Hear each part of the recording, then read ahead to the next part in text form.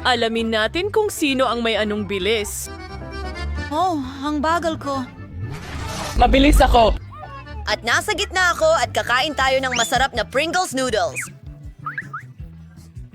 Talagang gusto kong subukan, pero hindi ko lang kayang gumalaw ng mas mabilis. Ay, naku! Pero kaya ko! Panoorin mo lang at matuto kung paano kumain ng noodles ng mabilis. Kailangan mong ilagay ito sa chopsticks at kainin tapos panlawan ng sabaw. Lola, nakalaylay ang bigote mo. Oh, kaya ibig sabihin marami pa akong noodles na makakain. Oh, ang bagal mo. Sang-ayon ako. Sobrang bagal niya. Kailangan nating maghintay para sa kanya. Wow! Iyon ang mga patakaran. Kakainin ko ang bawat pansit. Tingnan mo, halos isinusubo ko na ito. Oh, ang boring!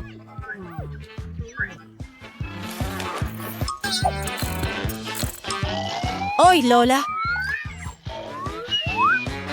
Bakit ka natutulog? Gumising ka! Panahon na para ipagpatuloy ang hamon! Oh, sa wakas! Iniisip ko kung ano ang magkakaroon tayo ngayon. May katamtamang bilis ako. Hindi ako sanay maging mabagal. At sobrang bilis ko? Ano ang kakainin natin? Oh, oo, lollipop. Medyo mukhang nakakatakot, pero kumusta naman ang lasa? Sa totoo lang, masarap. Inaasahan ko ang lasa na iyon. Ano ang dapat asahan? Kailangan mo lang kunin at kainin ito. Oo. Nako, sa tingin ko ang nakatira sa lollipop na ito ay nasa tiyan ko na ngayon. Oh, nasa bibig ko. Oh, kadirit. Oh, bakit ka nakatingin? Dahil nasa buhok mo ito. Oh, ano? Nakakatawa kayo. Samantala, kailangan ko ng paraan para kainin ang lollipop ko ng mas mabilis. Tama, magagawa ko ito sa pamamagitan ng pagbasag ng lollipop gamit ang martilyo. Oh, napaka-perfecto niyan. Paalam maliit na ipis, mag-e-enjoy ako ng lollipop nang wala ka. Oh, sige, subukan natin ito. Ang sarap. Nasa ulo ko pa ba ito? Magmadali tayo at alamin kung ano ang nakuha natin. Mayroon akong karaniwang bilis. Mabagal ako. Suwerte ko. Kakainin ko itong masarap na cereal sa almusal sa normal na bilis. Lola, pero ayos lang yan. Walang makakapigil sa akin na ubusin agad ang aking cereal sa almusal. Bakit pa kailangang ihalo sa gatas bago? Ihahalo ko na lang lahat sa loob. Oh, mas mabuti na yan.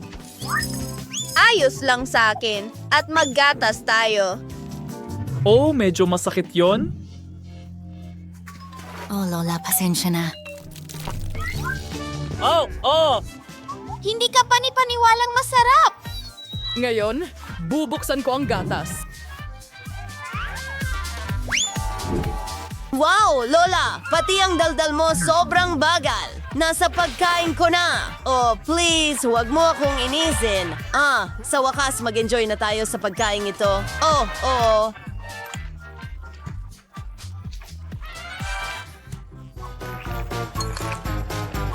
Tapos ko na ang lahat. Lola, hindi ka pa nga nagsisimula. Jill, iniisip mo ang iniisip ko. Kainin na natin lahat. Ano ba ito? Nakakahiya ka. Wala kang iniwang kahit mumo.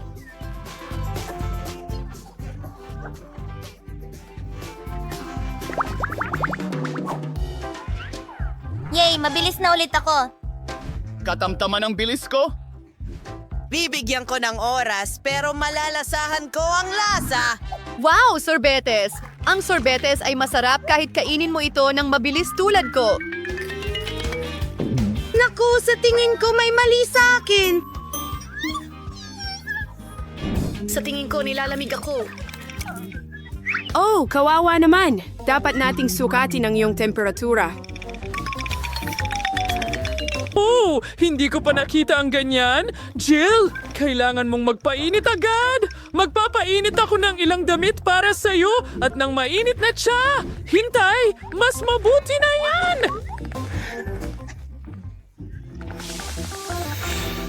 Oh, Lola, maraming salamat. Talagang mas maganda na ang pakiramdam ko ngayon. Oh, sino ang tutulong sa akin? Tunaw na lahat. Isang bara na lang ito. Oh, at kumain na tayo. Araw ko ngayon. Sige. Mabagal na naman ako! Ano ang kakainin natin? Naku, kaya pala mabahong keso ito, ang kadiri. Lalo na kung kakainin ito ng mabagal. Yuck!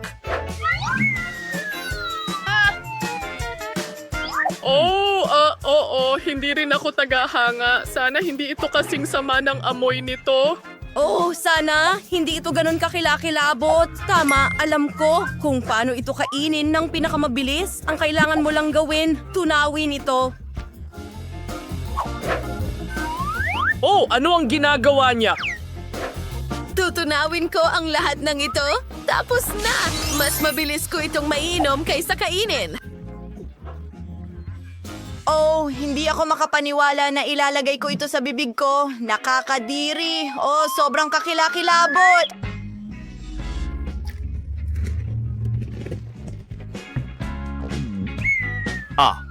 Hindi ko kaya. Well, mas mabuti kung mas mabilis kong gawin ito. Oh, ang kakilakilabot! Oh, tapos na ako. Oh, mahusay na trabaho. At gagawa ako ng isang kawili-wiling bagay. Gagamit ako ng kubyertos para hiwain ang isang hiwa gamit ang espesyal na kutsilyo at tinidor. At ngayon matitikman natin ito na parang mga tunay na profesional. Oh, sino ang gumawa sa'yo ng ganito? Yuck. Teka, alam mo, hindi naman pala ganun kasama. Gusto ko pa nga. Pero sandali, sino ba ang niloloko ko? Masakit na ang tiyan ko ngayon! Oh, yun ay nakakadiri. Pero nagawa ko.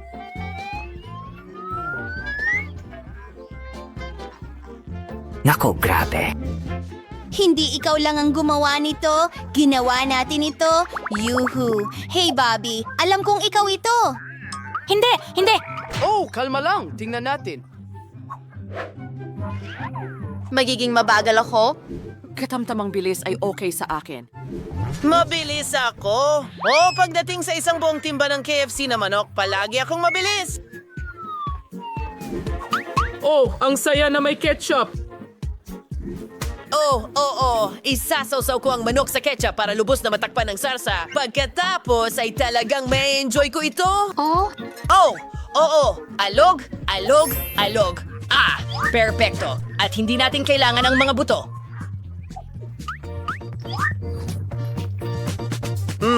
Ang galing niyan. Ano? Iyon na ba yon? Hindi ko napansin na kaunti lang pala. Ano ang silbi ng pagtatapon ng basura? Oh, bilisan mo, linisin mo yan. Hindi ko ma-enjoy ang akin habang nandyan ang mga kalat. Sige, subukan natin. Ang sarap. Kamangha-mangha. Sige, magiging masarap ito. Oh, yun ba? Oh, naiintindihan na kita ngayon, Bobby.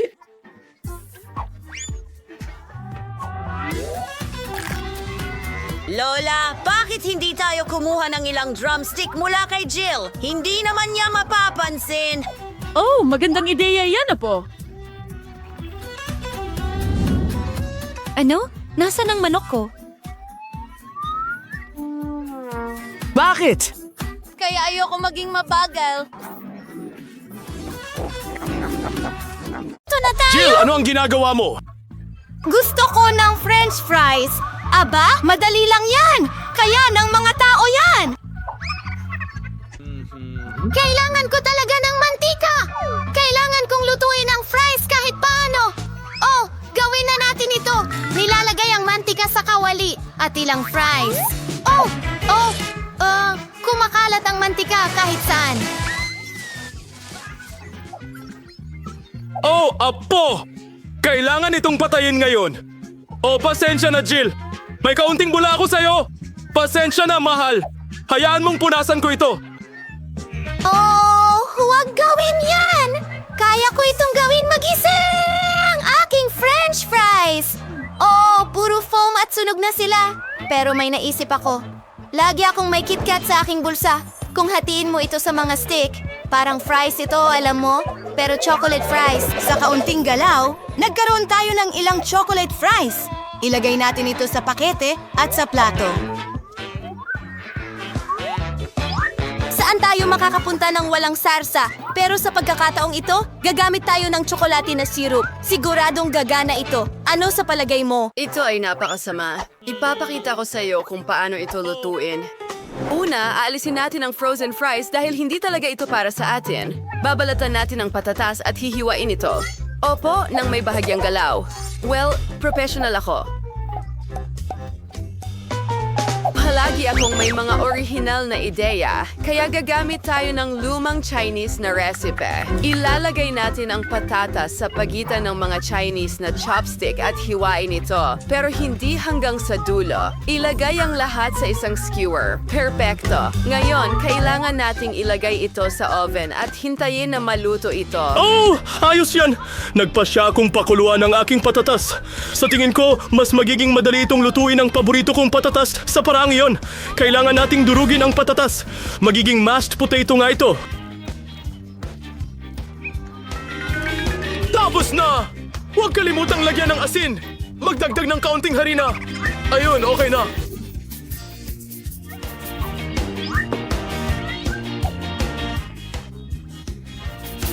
At ihalo ang lahat. Okay, meron na tayong dough ng patatas. Oh ha, niloko kita. Iro-roll ko ito gamit ang rolling pin.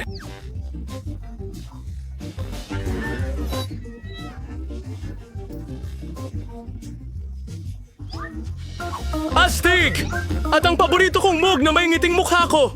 Astig! Meron tayong mga bilog dito. Gagawa ako ng mga ngiting mukha roon. Ngayon, ilagay natin ito sa oven para maghurno.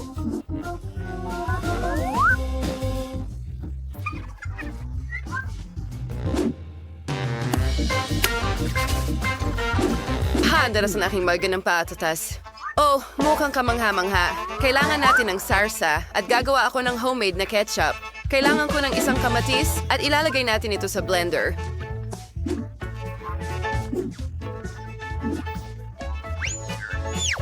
Buksan natin ito at gawing pure ng kamatis ang lahat.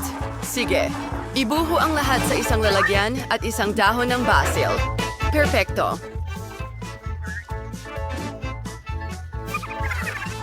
Oh! Ang sarap tingnan! At ano ito? Ang cute naman nito! Oh! Pero hindi ito para sa iyo. Kaya gagamitin ko ang regular na ketchup para sa sauce. Hindi ako nahihiya dahil ako mismo ay malaking tagahanga ng ketchup. Tingnan mo yan! Punta tayo kay Monica para tikman. Monica, simulan mo na. Nakakatawa ang itsura ng mga ito. Subukan natin ngayon. Wow! Ang sarap! Gusto ko pa! Astig! Lola, ang galing mo!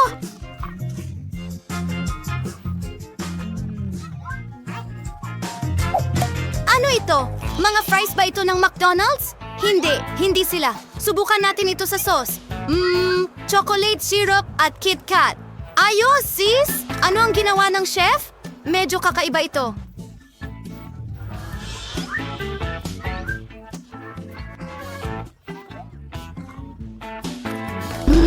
Nakakabagot. Tomato pure? Hindi ka hanga-hanga. Well, pinipili ko si Lola bilang panalo. Oh, ako? Seryoso? Oh, yahoo! Ang galing nito! Ano ang gusto ng baby girl ngayon? Ipakita mo sa amin? Wow, isang sandwich. Ayos yan.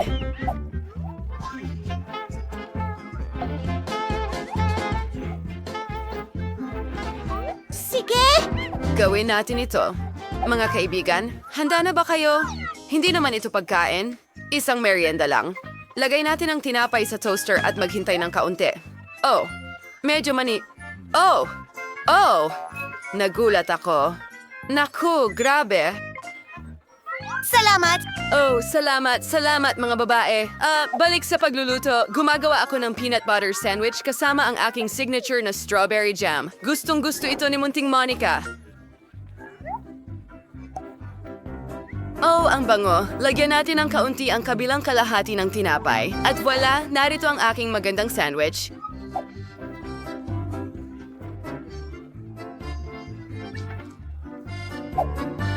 Pues, hada na ang lahat. Wow, ang sarap tingnan ng sandwich mo. Oh, oo, pasensya na. Gusto ko sanang kainin ito mag-isa. Okay, gagawa ko ng sandwich para sa paborito kong ate. Dapat manalo ang obra maestrang ito sigurado. Gagamit ako ng klasikong ham at cheese sandwich. Perpekto ito. Mas mataas, mas mabuti. Kailangan natin ng kaunting mayonesa para hindi masyadong tuyo. Oo. Perpekto. Isawsaw natin lahat sa paborito kong Cheeto Chips. Kailangan ko lang durugin muna ito. Ayos, perpektong momo. Woohoo!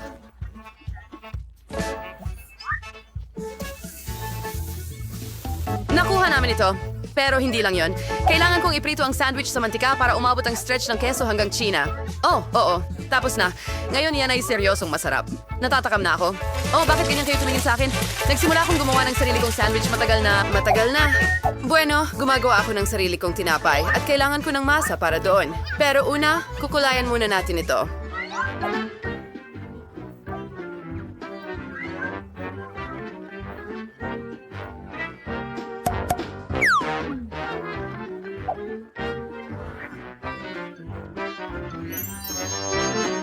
Ngayon, yan ang sinasabi ko.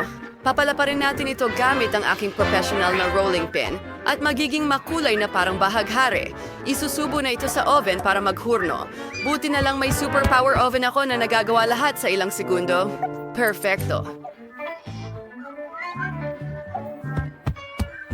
Wow! Oh, ano ang nangangamoy ng mabango? Chef, ikaw ba yan? Siyempre, ang perpektong kutsilyo para sa tinapay. Salamat, Lola, sa papuri nga pala. Ayos ka rin pero hindi sa pagluluto.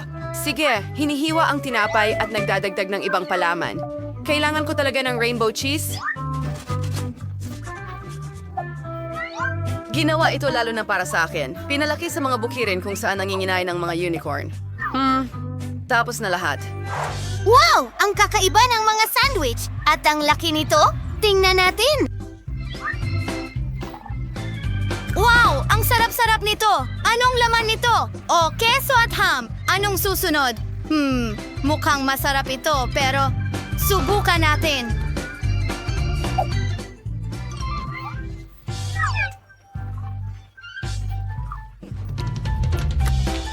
Oo.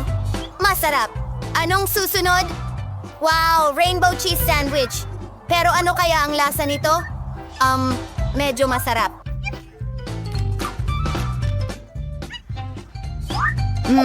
Napagpasyahan ko na ang nanalo ay si ate at ang kanyang malaking sandwich. Masarap ito.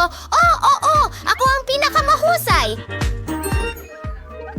Ayokong makadistract ng kahit sino, pero si Monica ay tumutulo ang laway. Ipakita mo sa amin, baby, ano ang gusto mo? Oh, itlog na pritong. Eksperto ang chef dito at ginagawa ito ng lola tuwing umaga. Siguradong may maiisip si sis na maganda. Oh, mga tao, bakit hindi kayo magsimulang magluto? Okay. Kahit sino makakagawa ng pritong itlog. Napakadali. Pero ayoko masira ang mga itlog ko. Oh, kawawa naman. Mas mabuting linisin natin ito ng kaunti o hindi masisiyahan si Monica. Kadiri! Dagdagan natin ang init at panoorin natin itong maluto. Oh, ang bait mong bata. Ngayon ipapakita ni Lola ang mas kawili-wiling paraan ng pagluluto ng itlog. Kailangan ko ng dilaw na paminta. Balatan natin ito at... Oh, ayan na. Well, hindi natin binabalatan ito. Pinuputol natin ito, syempre. At Mormon Singular sa sing-sing. Sarap ito.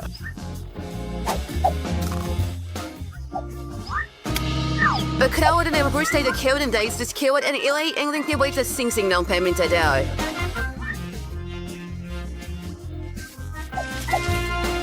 Oh, Jill, ano ang ginagawa niya sa mga itlog?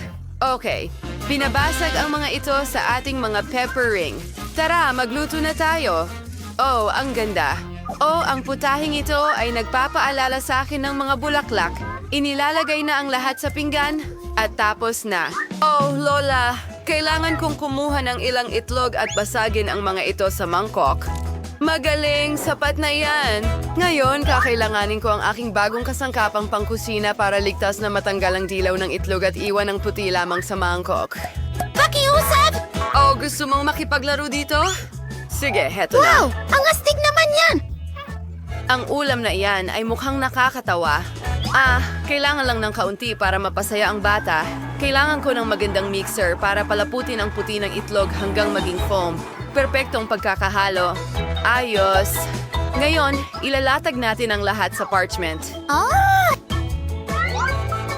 At ipasok ito sa oven hanggang sa maluto. Kakailanganin ng kaunting oras. Jill, gusto mo bang ipakita ko sa'yo ang isang bagay? Iyan ay kuneho pero hindi ko ibibigay sa'yo. Kakailanganin ko ang kuneho na ito para gumawa ng itlog ng kuneho. Magiging kamangha-mangha ito pero magiging masarap rin. Ibuhos natin ang mga puti at huwag nating kalimutan ang mga pula.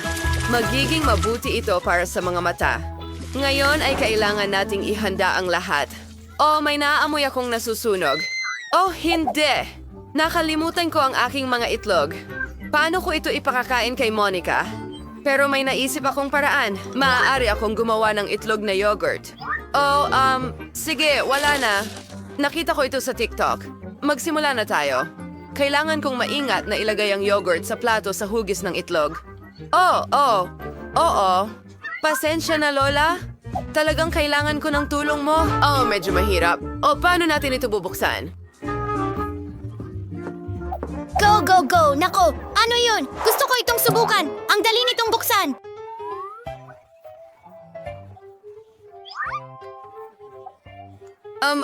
Akin yan, sis. Salamat. Pero hindi ko nga ito nasubukan! Nabuksan ito ni Monica. Oh, kahit na. Kailangan ko ng peach. Iyon ang magiging pula ng itlog. Heto na. At kailangan ko ng gulay. Maglalagay tayo ng damo sa plato at magkakaroon ako ng kuneho doon.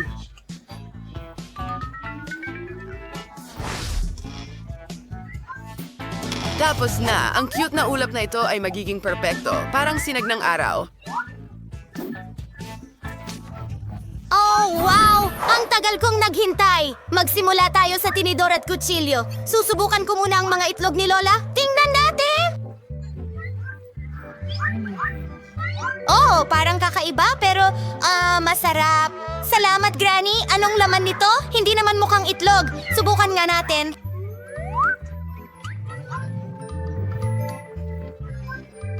Wow! Hindi pa ako nakakatikim ng ganito! At ano ito? Yogurt ito! Ayos, pero magpapatuloy na tayo.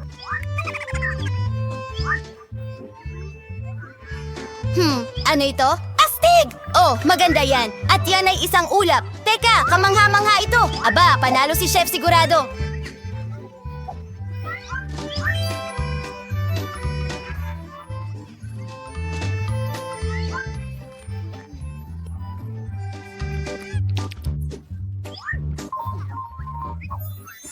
Sa wakas, iyan ang talento Ang ko. sarap!